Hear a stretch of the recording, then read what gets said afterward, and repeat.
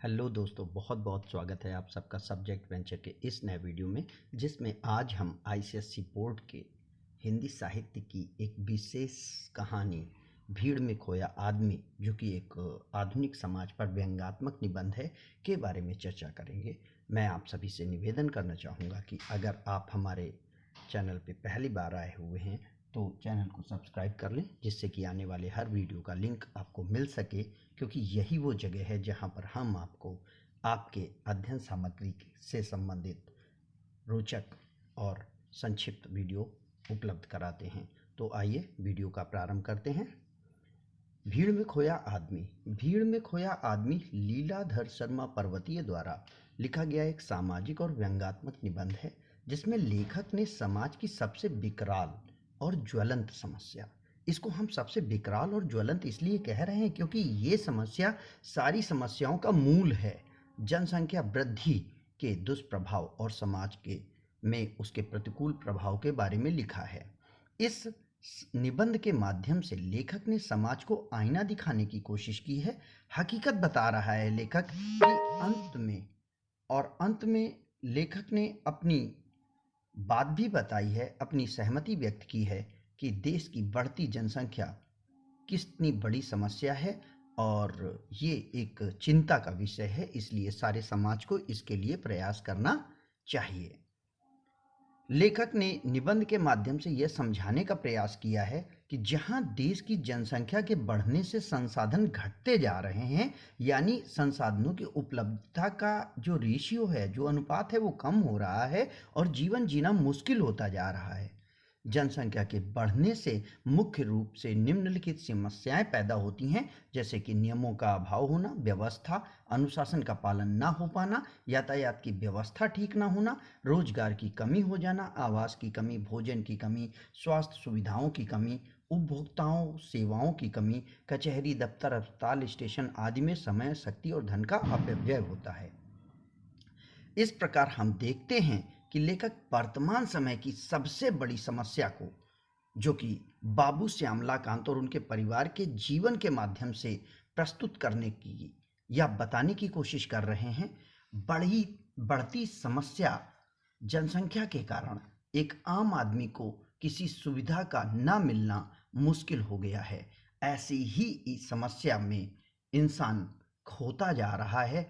इसीलिए इस कहानी का या निबंध का शीर्षक भीड़ में खोया आदमी उचित है और अच्छा है। कहानी का सारांश कुछ इस तरह है कि लेखक के एक मित्र बाबू श्यामलाकांत सीधे साधे हैं, परिश्रमी हैं, ईमानदार हैं, किंतु अपनी जिंदगी को लापरवाही से जीते हैं। उम्र में लेखक से छोटे हैं, परंतु घर में बच्चों के मामले में परिवार नियोजन का ध्यान उन्होंने नहीं रखा है। अतः वर्तमान में उन्होंने अपना परिवार बड़ा कर रखा है। यहाँ पर ये बात तो निश्चित तौर पर नहीं निकल के आती कि बाबू श्यामलाकांत के कितने बच्चे हैं, लेकिन 2 या 3 लड़कियों का होना, 2-3 बच्चों का होना, छोटा सा घर होना और आर्थिक स्थिति सही न होना एक बड़ी समस्या है। पिछली गर्मियों में लेखक को उनकी लड़की के विवाह में सम्मिलित होने के लिए हरिद्वार जाना पड़ा था। मतलब लेखक बाबू श्यामलाकांत की बेटी की शादी में शामिल होने गया था। गाड़ियों में अत्यधिक भीड़ होने के कारण उन्हें बिना आरक्षण के ही गाड़ी में जाना पड़ा। यहाँ पे बिना आरक्षण के जाने का अर्थ इस तरीके से लिया जाए कि लेखक जाना चाहता था रिजर्वेशन लेके, लेकिन समस्या अधिक होने के कारण, जनसंख्या अधिक होने के कारण उसे रिजर्वेशन नहीं मिला। गाड़ी में बैठने को लेकर के भी लेखक बहुत परेशान होता है। वो कहता है कि अगर वो कुली की मदद ना लेता तो शायद ना बैठ पाता। लक्सर में गाड़ी को बदलते वक्त, चूंकि गाड़ी उसे बदलनी थी, लेखक गाड़ी से बाहर निकलता है। पूरी ट्रेन की छत यात्रियों से पटी पड़ी है, यानी सारी छत पर लोग बैठे हुए हैं, खिड़कियों से लटक रहे हैं, दरवाजों से लटक रहे हैं। लेखक ये देख करके सोचता है कि आखिर इंसान को ऐसी क्या विसंगति मिलती है, ऐसी क्या समस्या है जिसके कारण लोग अपने जान की परवाह न करते अपनी जिंदगी को, प्राणों को संकट में डाल करके इस प्रकार यात्रा करने को मजबूर हैं। उत्तर केवल एकमात्र है, बढ़ती हुई जनसंख्या। ज़्यादा जनसंख्या होने के कारण लोग मजबूर हैं। श्यामलाकांत जी के बड़े लड़के दीनानाथ को पढ़ाई पूरी किए 2 वर्ष हो चुके हैं, परंतु अभी भी वह नौकरी की तलाश में भटक रहा है। बड़ी बेटी की शादी थी, एक बच्चा शिक्षित बेरोजगार हो चुका है, हजारों व्यक्ति पहले से ही नौकरी की लाइन में लगे हुए हैं। इस जगह लेखक ने शिक्षित बेरोजगारी की समस्या को बाबू श्यामलाकांत के बड़े बेटे के तौर पर दिखाते हुए इंगित किया है और बताया है कि किस तरीके से पढ़ लिख जाने के बावजूद भी एक शिक्षित व्यक्ति अपने परिवार का सहारा न बन करके बल्कि अपने परिवार पर एक बोझ बन जाता है और तनावग्रस्त होता है। मित्र के छोटे से मकान में भरे पड़े हुए सामान और बच्चों की भीड़ देखकर लेखक का दम घुटने लगता है। यहाँ पर लेखक का दम घुटने लगता है मतलब वो सफोकेशन फील नहीं कर रहा है, उसको इस बात को लेकर के चिंता है कि आखिर इतने बच्चों को करने की क्या आवश्यकता थी जब संसाधनों का अभाव है। 2 वर्ष तक भटकने के बाद भी उन्हें सर छुपाने के लिए छत नहीं मिली, यानी मकान ढंग का नहीं बना सकते थे। इस तरीके से बढ़ते शहरीकरण और उसके दुष्परिणाम को दिखाया गया है कि एक सामान्य जीवन जीने वाला व्यक्ति अपने परिवार के लिए समुचित रहने का भी प्रबंध नहीं कर पाता है। शहर पहले की तुलना में कई गुना फैल चुके हैं। लेखक बताता है कि शहरों का तो विकास हो रहा है, लेकिन जनसंख्या पहले से कहीं ज्यादा बढ़ चुकी है। शहरों की तुलना में नई कॉलोनियां बन गई हैं, किंतु फिर भी लोग मकानों के लिए भटक रहे हैं। जनसंख्या बढ़ रही है, परंतु मकान और खाद्यान्न कम हो रहे हैं। इस तरीके से लेखक साधन, संसाधन और व्यक्तियों यानी मानव संसाधनों के बीच में एक अनुपातिक संबंध दिखाते हुए ये बताना चाहता है कि जनसंख्या वृद्धि के साथ संसाधन नहीं बढ़ रहे हैं, इस तरीके से संसाधनों का अभाव होता जा रहा है। तभी श्यामलाकांत जी की पत्नी, जो कि उसके लिए जलपान लेकर आई होती हैं, उनके पीछे पीछे 3 छोटी लड़कियां आती हैं। अब 3 छोटी लड़कियां आईं, एक बड़ी लड़की थी, इसका मतलब 4 लड़कियां हैं। पल्लव पकड़े हुए 2 लड़के आते हैं। उनकी दुर्बल काया और पीले चेहरे को देख करके लेखक ने उनसे पूछा कि क्या डॉक्टर को दिखाकर वे अपना इलाज करवा रही हैं। यानी लेखक उनको देख करके इस बात के लिए हैरान हो जाता है कि ये बीमार सी लग रही हैं या वास्तव में बीमार हैं। वो उनसे वार्तालाप करने की कोशिश करता है और उनका स्वास्थ्य जानने का प्रयास करता है। लेखक के मित्र की पत्नी ने लेखक को बताया, यानी श्यामलाकांत जी की पत्नी लेखक को बताती हैं कि वे डॉक्टर को भी दिखाने गई थी, लेकिन आजकल अस्पतालों में इतनी भीड़ है कि डॉक्टर भी मरीज को ठीक से नहीं देख पाते हैं। यहाँ पर भी आप देख सकते हो, ज़्यादा जनसंख्या होने के कारण व्यक्तिगत ध्यान देना डॉक्टरों के लिए संभव नहीं है। मित्र की पत्नी बोलती हैं कि उनकी तबीयत ठीक ना रहने के कारण वे विवाह के कपड़े दर्जी से सिलवाना चाहती थी, लेकिन उसमें भी व्यवधान है।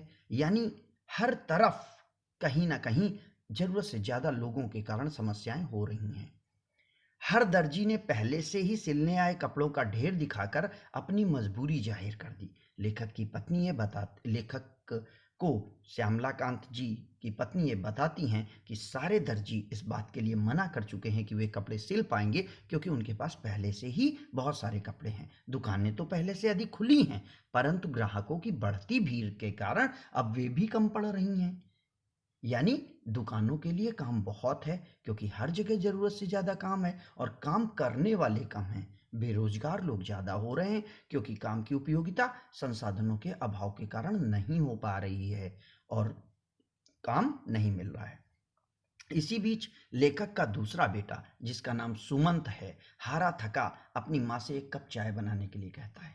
सुमंत परिवार के लिए राशन लेने गया था, क्योंकि उसका सारा दिन राशन की दुकान पर लग गया, फिर भी पूरा सामान नहीं मिल पाया। यहाँ पर यह दिखाया गया है कि हर तरफ इतनी भीड़ है, हर तरफ इतनी भीड़ है कि भीड़ ही भीड़ है, केवल इंसान खोता जा रहा है। दुकान पूरी तरीके से, दुकान में रहने के बाद, हर समय सामान देने के बाद, हर समय अपनी आवश्यकताओं की पूर्ति में लगे रहने के बाद भी आवश्यकताएं पूरी नहीं हो पा रही हैं। लेखक सोच में पड़ जाता है कि सुख सुविधाओं का विस्तार होने के बावजूद लोगों की जरूरतें पूरी क्यों नहीं हो पा रही हैं। जहां देखो भीड़ ही भीड़ है, जिसका मूलतः कारण साधनों की तुलना में लोगों का तीव्र गति से बढ़ना है। यानी संसाधन बढ़े, लेकिन इंसान की बढ़ने की प्रवृत्ति, इंसान की संख्या में होने वाली वृद्धि की तुलना में संसाधनों की वृद्धि बहुत कम है। इंसान बहुत ज़्यादा तेजी से बढ़ रहे हैं, लिहाजा संसाधन की उपलब्धता कम है और इंसान हर तरफ परेशान होता ही रह रहा है। बच्चों घर में बच्चों की संख्या साधनों की तुलना में ज़्यादा होने के कारण पालन पोषण, रहन सहन, शिक्षा आदि की पूरी व्यवस्था नहीं हो पाती है।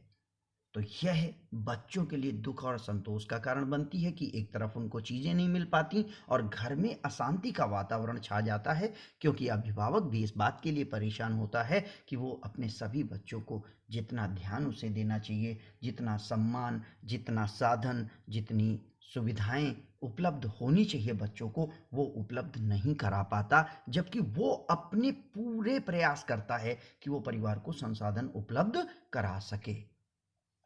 कुपोषण और तनावग्रस्त यही जीवन, गंदे और संकीर्ण मकानों से दूषित वातावरण इंसान का दम घोंटते नजर आते हैं। इंसान को कहीं पर कोई भी बचने का रास्ता नहीं दिखता है। लोग बीमारी का शिकार हो जाते हैं। अगर परिवार सीमित रखा जाए और पर्यावरण को बचाने के प्रयास किए जाएं, जिसमें कि जलवायु हो, स्वच्छ जलवायु हो, खाने की भरपूर सामग्री उपलब्ध हो, तो बीमारी से बचा जा सकता है, स्वास्थ्य को बचाया जा सकता है, बीमार होने से बचा जा सकता है। और जब व्यक्ति बीमार नहीं होगा तो हर्षोल्लास से भरा होगा और अपने स्वास्थ्य के साथ वो जीवन को जी सकेगा।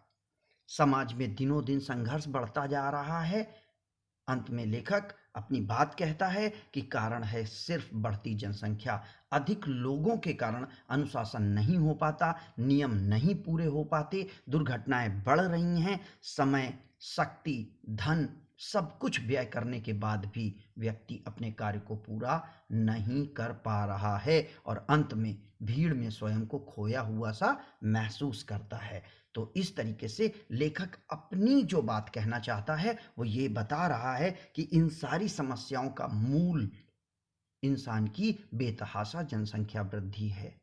लेखक ने अपने मित्र को इस भीड़ का रहस्य बताने की जरूरत नहीं समझी। वो कहता है कि बाबू श्यामलाकांत को ये बताने की आवश्यकता नहीं है कि इतनी उसकी समस्याएं क्यों हैं, क्योंकि सारी समस्याएं उन्होंने खुद ही अपने परिवार को जरूरत से ज़्यादा बढ़ा करके उत्पन्न की हुई हैं, क्योंकि वे स्वयं इस विपदा को झेल रहे हैं। जरूरत से ज़्यादा लोग उनके घर पर हैं, सभी के संसाधन पूरे नहीं हैं, किसी की आवश्यकताएं नहीं पूरी हो पा रही हैं, इसलिए सभी लोग जिम्मेदार स्वयं को माने, समाज को जिम्मेदार मानने से कुछ नहीं होता, जबकि कारण व्यक्ति खुद बन जाते हैं। अगर खुद व्यक्ति कारण बनता है तो समाज कहाँ तक हल निकालेगा।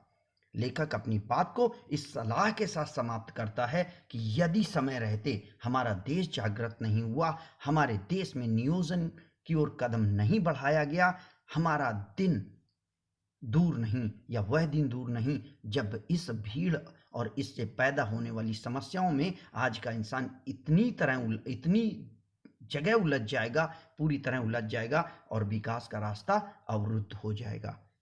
मैं अपनी बात इस बात से समाप्त करना चाहूँगा, हर तरफ हर जगह बेशुमार आदमी, फिर भी तन्हाइयों का शिकार आदमी। धन्यवाद।